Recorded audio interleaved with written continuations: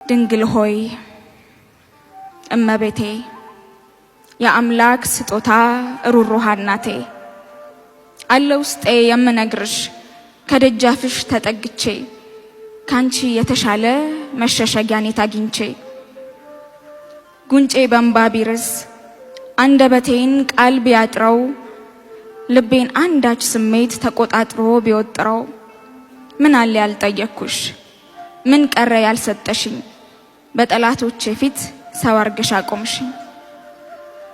ውድቀት ነበር የሚታየኝ መጥፋት ነበረ እጣዬ በምልጃሽ ዳንኩ እንጂ ቀርጦልኝ ጣታዬ። ደጅሽ ላፈሰስኩት የአምባ ዘለላ በመዳፍሽ ዳብሰሽ ያረግሽልኝ ተድላ ንጽሕተ ንጹሃን ቤዛዊተ ዓለም ወዳንቺ ጠይቄ ያጣሁት መልስ የለም። ይኸው ዛሬም ልክ እንደ ልማዴ ጉዳይ ይዤ መጣው ላወራሽ ከሆዴ እማ አምላክ